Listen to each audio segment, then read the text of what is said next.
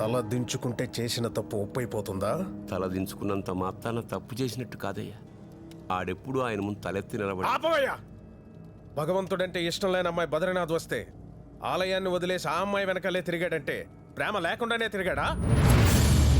గుడి మూసేసే ముందు వాళ్ళొచ్చి అమ్మాయిని తీసుకెళ్తుంటే గురువుగారి ముందే అలకనందా అలకనందా అని అరిచాడంటే ప్రేమ లేకుండానే అరిచాడా? ప్రేమించాడు కాబట్టి అరిచాడు, ప్రేమించాడు కాబట్టి తలదించుకున్నాడు. స్లీన్ చేసిన తప్పేంటో తెలుసా? నీ కులం గోత్రం చూడకుండా నీకు యజ్ఞోపవేతం వేయటం, ఎంతో మంది శిష్యులున్న అందరినీ కాదని ఈ తక్షశిలకి నిన్నే వారసుని చెయ్యాలనుకోవడం. తీసుకెళ్ళిపోండి మీ వాడిని ఇక్కడి నుంచి. నేను నిజంగా ఈ తప్పు చేయలేదు గురుజీ, నన్ను నమ్మండి.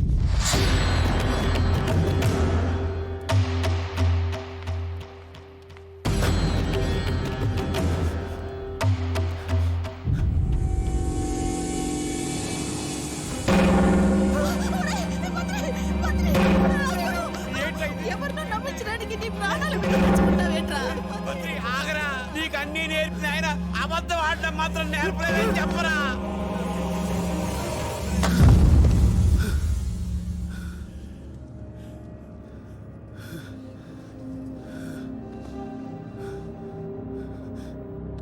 గురుజీ, ఆ బద్రీనాథుల మీద ఒట్టేసి చెప్తున్నాను,